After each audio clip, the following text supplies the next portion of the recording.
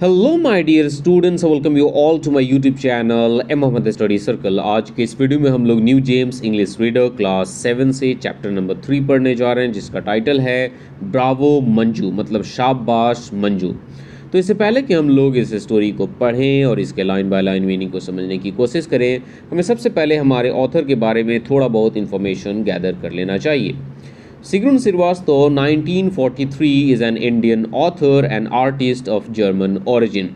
सिग्रुन श्रीवास्तव, जिनका जन्म 1943 को हुआ था, यह एक भारतीय लेखिका हैं और जर्मन मूल की कलाकार हैं।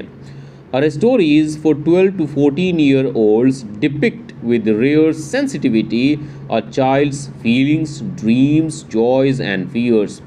12 से 14 साल के बच्चों के लिए इनकी कहानियाँ एक दुर्लभ संवेदनशीलता के साथ बच्चों की अलग अलग भावनाओं, जैसे कि उनके फीलिंग्स, उनके सपने, उनके जॉयज़ और उनके फियर्स को इनकी कहानियाँ बड़े ही शानदार तरीके से डिपिक्ट करती हैं।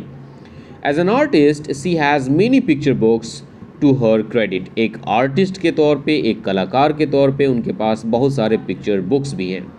हर writing reflects a social consciousness about the environment, the plight of the differently abled and poverty.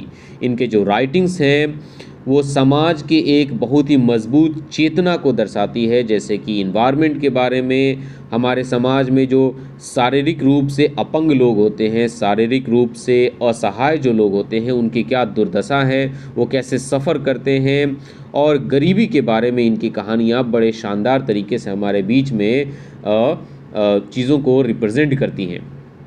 अब हम लोग इस स्टोरी के ओवरव्यू को देख लेते हैं कि आखिर इस स्टोरी में हम लोग क्या पढ़ने वाले हैं। Manjula was born with only 2 fingers on each hand. Manjula नाम की एक लड़की है, जब वो पैदा हुई थी तो उसके दोनों हाथों में सिर्फ 2 उंगलियां ही थी।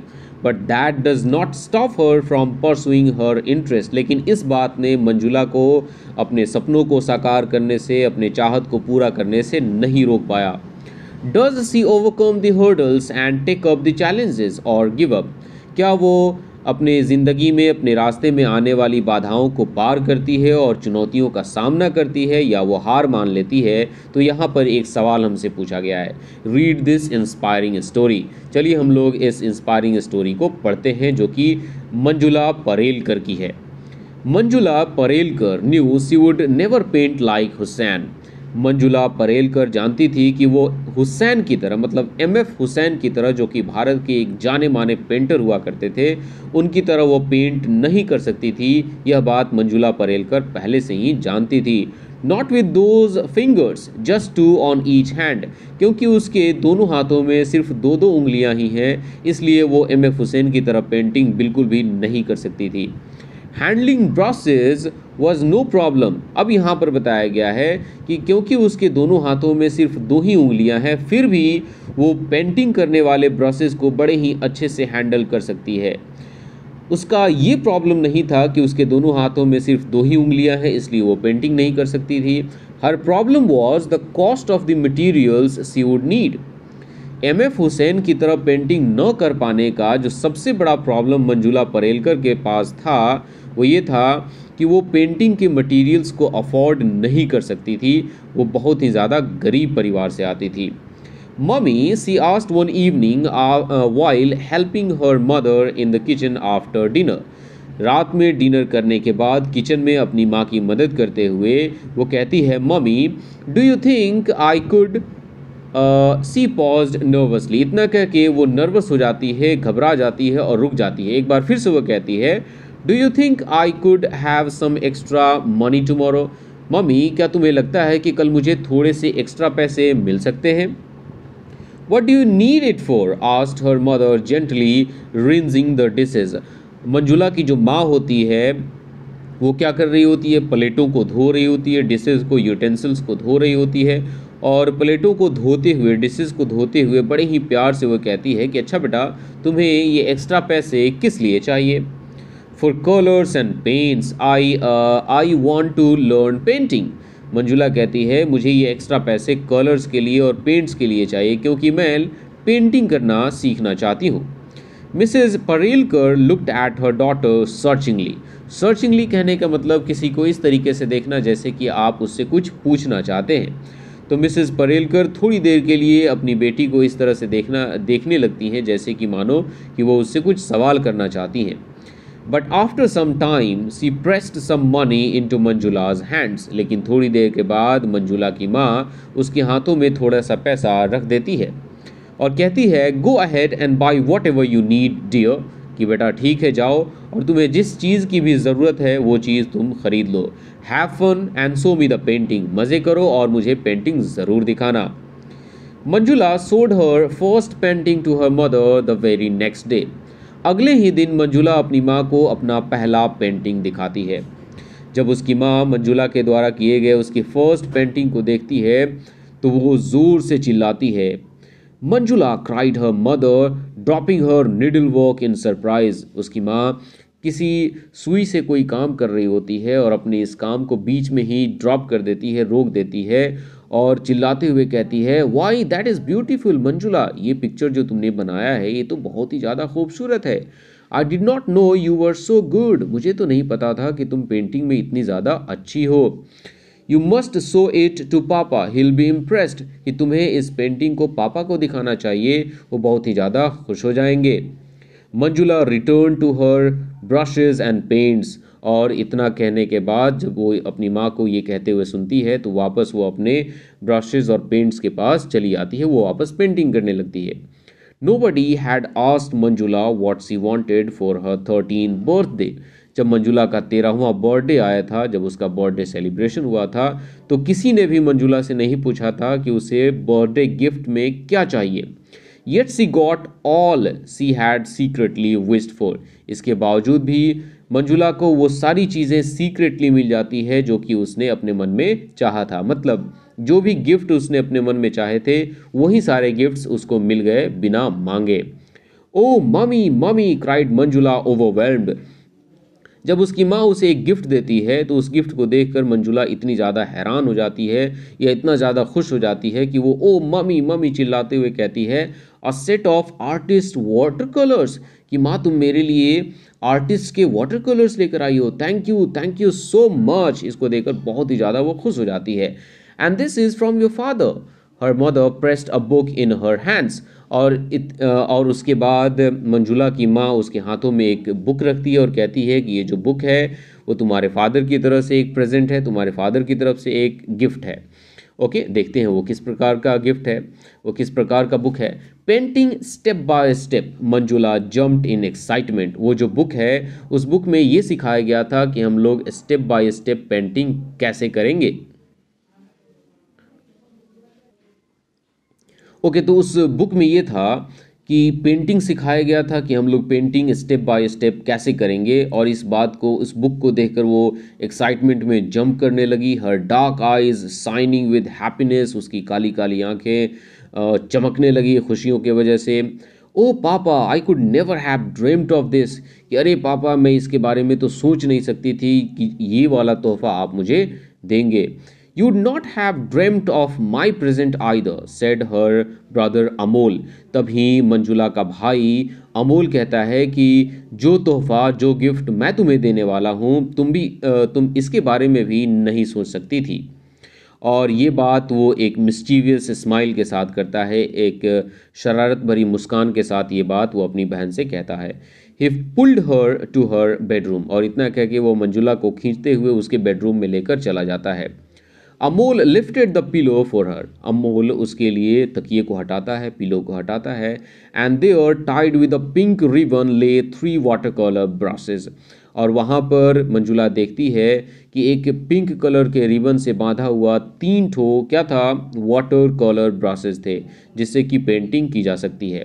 सेबल hair said his brother artist quality, उसका भाई कहता है कि ये जो ब्रश है, ये जो वाटर कलर ब्रश है वो सेबल के हेयर का बना हुआ है। सेबल एक प्रकार का एनिमल होता है जिसके जो फर होते हैं, जिसके जो रोएं होते हैं वो बहुत ही ज़्यादा सॉफ्ट होते हैं और इसकी जो क्वालिटी होती है वो बहुत ही अच्छी होती है। तो ये जो ब्रश है वो आर्टिस्ट क्वालिटी है, जो बड़े बड़े आर्टिस्ट यूज़ करते हैं, वही वाला ब्रश मैंने तुम्हारे लिए लाया है। Manjula studied the book from cover to cover and soon used up all her papers. Manjula को जो बुक मिला था गिफ्ट में, उसने उसको एक कवर से दूसरे कवर तक पढ़ के उसे कंप्लीट कर लिया और उसकी सारी पेंटिंग्स उसने अपने पेपर पे कर ली और उसके पास जो भी पेंटिंग करने का पेपर्स था वो पूरा का पूरा कंप्लीट हो गया, ख़त्म हो गया। She knew for good water colour paintings she needed special water colour paper. Manjula जानती थी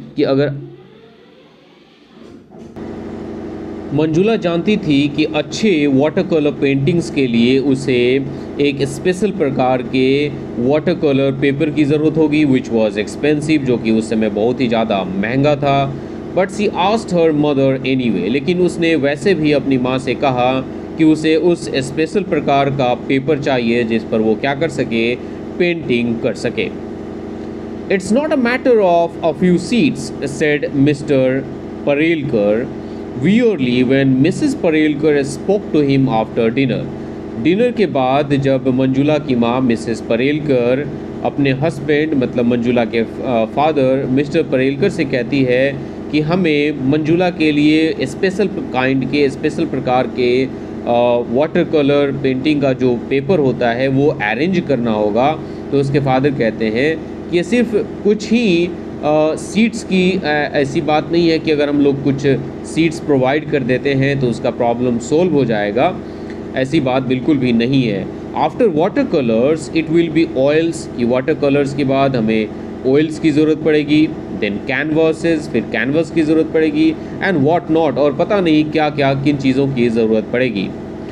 Y doesn't she learn something more useful, कि ऐसा क्यों नहीं होता कि मंजुला कोई दूसरा चीज़ सीख ले जो कि इससे कहीं ज़्यादा लाभदायक हो, यूज़फुल हो, लाइक कुकिंग और स्टिचिंग, जैसा कि खाना पकाना या सिलाई करना। मंजुला को ये सारी चीज़ें सीख लेनी चाहिए बजाय कि इसके कि वो पेंटिंग करना सीखे। With those hands of hers she will never become an artist, और उसका फादर कहते हैं कि मंजुला की जिस प्रकार की हाथें हैं, जिस प्रकार के हैंड्स हैं, तो उन हैंड्स को लेकर वो कभी भी एक आर्टिस्ट नहीं बन सकती है। Please cried her mother, don't say that ever again, उसकी माँ चिल्लाते हुए कहती है कि मैं आपसे रिक्वेस्ट करती हूँ कि आप ये बात दोबारा कभी भी मत कहिएगा। Manjula who had heard the conversation return to her room. Manjula अपनी मम्मी और अपनी डैडी के बातों को सुन रही थी, उनके कॉन्वर्सेशन को सुन रही थी, और उनकी बातों को सुन करके वो अपने रूम में चली जाती है। She bundled up the watercolors and the 3 brushes and tucked them away into the farthest corner of her cupboard. Manjula क्या करती है, अपने वाटर कलर्स को, अपने ब्रशेस को एक साथ बांध देती है, उनका एक बंडल बना देती है और अपने कबोर्ड में, अपने अलमीरे में सबसे दूर वाले कॉर्नर पे उसे रख देती है और कहती है, mother, she said the next day coming into the kitchen, do you need some help. और अगले दिन किचन में आकर मंजुला अपनी माँ से कहती है कि माँ तुम्हें इन कुकिंग, माँ तुम्हें खाना पकाने में कोई मदद चाहिए। Why Manju, her mother looked at her in surprise, उसकी माँ उसकी तरफ हैरान होकर, सरप्राइज होकर देखती है और कहती है कि तुम ऐसा क्यों कह रही हो। Glimpsing the pain in her eyes, और जब मंजुला की माँ उसकी आंखों में देखती है, मंजुला की आंखों में देखती है, तो वो देख पाती है कि उसकी आंखों में कितना दर्द है, उसकी आंखों में कितना पेन है, कि वो इस बात को जब कह रही है तो वो कितनी मायूस है। तो मंजुला कहती है, because said Manjula in as steady a voice as she could manage. इस बार जब मंजुला रिप्लाई कर रही होती है, अपनी माँ की बातों को जवाब दे रही होती है, तो वो कोशिश करती है कि वो ओवरवेल्म ना हो, वो ज़्यादा इमोशनल ना हो जाए, कहीं रोने न लगे, इसलिए अपनी बातों को स्थिर रखने की कोशिश करती है, उसे स्टेडी रखने की कोशिश करती है और कहती है, बिकॉज आई स्टॉप पेंटिंग, क्योंकि मैंने पेंटिंग करना बंद कर दिया है, and I think cooking is a useful thing, और मुझे लगता है कि खाना पकाना ज़्यादा लाभदायक चीज़ है। But why, Amol was shock, लेकिन इस बात को सुनकर उसका भाई अमोल हैरान हो गया और उसने पूछा कि ऐसा क्यों है। I thought you would enter the on-the-spot painting competition in November at my school. मैंने तो सोचा था कि मेरे स्कूल में नवंबर के महीने में जो on the spot painting competition होने वाला है उसमें तुम पार्टिसिपेट करोगी। You would have easily bagged the first prize. अगर तुम ऐसा करोगी तो तुम बड़े ही आसानी से पहला इनाम जीत जाओगी, तुम फर्स्ट प्राइज़ जीत जाओगी। Manjula was through with art, Manjula was through with art कहने का मतलब मंजुला ने पेंटिंग को अब पूरी तरीके से छोड़ दिया था। She had given it up for good, उसने पेंटिंग को हमेशा के लिए छोड़ दिया था। However much it hurt, however much, भले ही इस बात ने मंजुला को कितना भी हर्ट क्यों न किया हो, मंजुला को कितना भी चोट क्यों न पहुंचाई हो, लेकिन पेंटिंग को मंजुला ने हमेशा के लिए छोड़ दिया था, क्योंकि उसने अपने मम्मी और पापा के बातों को सुना था कि जो चीज़ें हैं वो चीज़ें वे लोग अफोर्ड नहीं कर सकते थे। अब इसके बाद इस स्टोरी में आगे क्या होता है इसको हम लोग कंटिन्यू करेंगे पार्ट 2 में। तो पार्ट 1 का एक्सप्लेनेशन आपको कैसा लगा आप लोग मुझे नीचे कमेंट सेक्शन में ज़रूर बताइएगा। वीडियो अच्छा लगा होगा तो वीडियो को लाइक कीजिएगा और चैनल पर नए होंगे तो चैनल को सब्सक्राइब कीजिएगा। मिलते हैं पार्ट 2 में, तब तक के लिए टेक केयर, बाय बाय।